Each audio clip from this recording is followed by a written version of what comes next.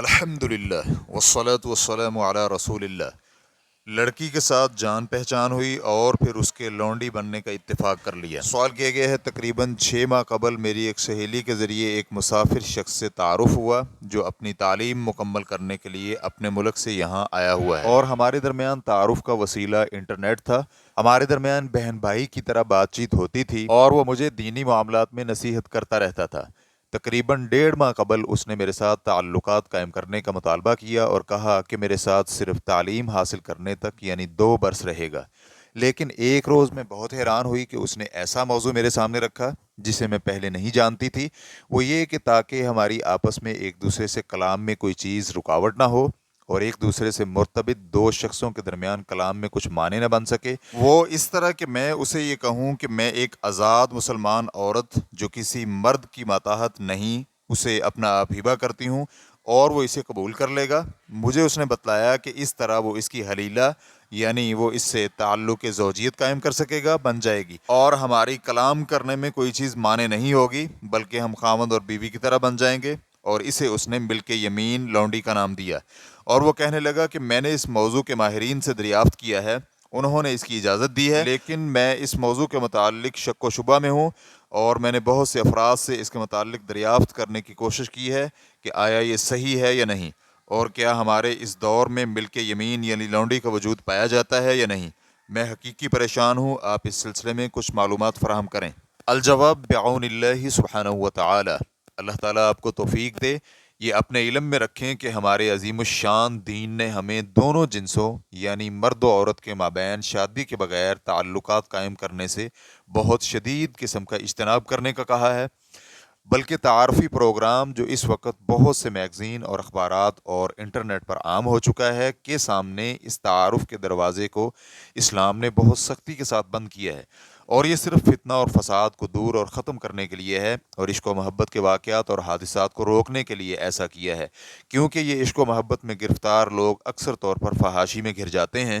اور پھر اللہ تعالیٰ کی حرام کردہ اور اس کی حدود کی پامالی ہوتی ہے، اللہ تعالیٰ اسے محفوظ رکھے، یا پھر شکوک و شبہات کی بنا پر شادی ناکام ہوتی ہے اور اعتبار کا فقدان ہو جاتا ہے، اور اللہ تعالیٰ آپ کو توفیق نصیب کرے۔ آپ نے ابتدا سے غلطی کی جب آپ نے اس نوجوان سے تعلق اور تعارف قائم کیا جس کے ساتھ آپ کی کوئی رشتہ داری اور تعلق بھی نہ تھا، اور آپ کا یہ کہنا کہ میں نے اپنے آپ کو تجھے ہبہ کیا، یہ بہت بڑا غلط کام ہے۔ اول اس لیے کہ کسی بھی مرد کے لیے حلال نہیں کہ وہ کسی عورت سے عورت کے ولی کی اجازت کے بغیر شادی کرے، چاہے وہ عورت کنواری ہو یا مطلقہ یا بیوہ۔ جمہور علماء جن میں امام شافعی، امام مالک اور امام احمد رحمہ اللہ شامل ہیں، ان کا یہی قول ہے، کیونکہ نبی کریم صلی اللہ علیہ وآلہ وسلم کا فرمان ہے ولی کے بغیر نکاح نہیں ہوتا۔ سنن ترمذی حدیث نمبر 1101، سنن ابی داؤد حدیث نمبر 2085، سنن ابن ماجہ حدیث نمبر 1881، اور علامہ البانی رحمہ اللہ نے صحیح ترمذی جلد نمبر 1 صفحہ نمبر 318 میں اسے صحیح قرار دیا ہے۔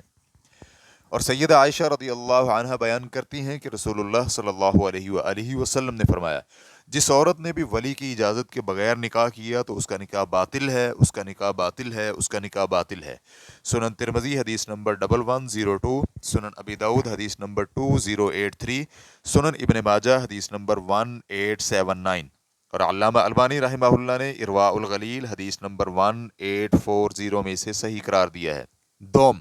اور اس لیے بھی کہ کسی بھی عورت کے لیے اپنا آپ کسی مرد کو ہبہ کرنا حلال نہیں ہے، اور نہ ہی وہ ایسا کرنے سے اس مرد کے لیے حلال ہو سکتی ہے۔ یہ تو صرف نبی کریم صلی اللہ علیہ وآلہ وسلم کے ساتھ خاص تھا، اور ان کے بعد ان کی امت میں سے کسی شخص کے لیے بھی ایسا کرنا صحیح نہیں۔ اللہ سبحانہ و تعالیٰ کا فرمان ہے، وَامْرَأَةً مُؤْمِنَةً إِنْ وَهَبَتْ نَفْسَهَا لِلنَّبِيِّ إِنْ أَرَادَ النَّبِيُّ أَنْ يَسْتَنْكِحَهَا خَالِصَةً لَكَ مِنْ دُونِ الْمُؤْمِنِينَ، اور مومنہ عورت اگر اپنا آپ نبی کو ہبہ کر دے، اگر نبی اس سے نکاح کرنا چاہے، یہ خاص طور پر صرف آپ کے لیے ہے، مومنوں کے لیے نہیں۔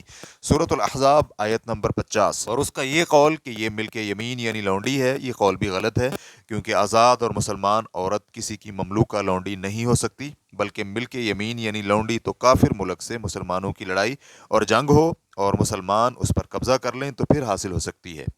شیخ شنقیطی رحمہ اللہ کہتے ہیں، اور غلام کے مالک ہونے کا سبب کفر اور اللہ تعالیٰ اور اس کے رسول سے لڑائی اور جنگ ہے، تو جب اللہ تعالیٰ نے مسلمان مجاہدین جو اللہ تعالیٰ کا کلمہ بلند کرنے کے لیے لڑتے ہیں ان کو کفار کے مقابلے میں کفار پر غالب کر دیا تو انہیں ان کی ملکیت میں دے دیا۔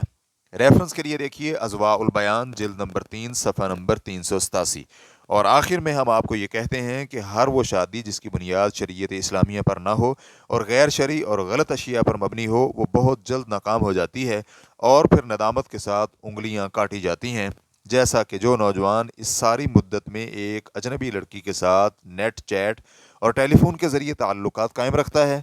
حقیقت میں یہ نوجوان نہ تو دینی رمق رکھتا ہے اور نہ ہی اس میں کوئی شرم و حیا باقی ہے اور نہ ہی کوئی ادب اور نہ ہی اس سے مسلمانوں کی عزت و ناموس محفوظ رہ سکتی ہے۔ اس لیے ہم آپ کو نصیحت کرتے ہیں کہ آپ اللہ کے سامنے اپنے اس عمل پر توبہ کریں اور اس نوجوان کے ساتھ تعلقات ختم کر دیں۔ آپ کے لیے اسی میں بہتری ہے قبل اس کے کہ آپ اپنے کیے پر نادم ہوں اور اس وقت ندامت بھی کوئی فائدہ نہ دے۔ اور آپ کے لیے بہت سے اس طرح کے قصوں اور حادثات میں عبرت موجود ہے جن کی ابتدا ٹیلی فون کے ذریعے بات چیت تھی اور پھر اس کا انجام شقاوت اور بدبختی اور ندامت ہوا۔ واللہ تعالی اعلم۔ اسلام کیو اے ریکارڈنگز مؤسسۃ الشیخ محمد صالح المنجد، المملکۃ العربیۃ السعودیہ، فتویٰ نمبر 76324۔ والسلام علیکم ورحمۃ اللہ وبرکاتہ۔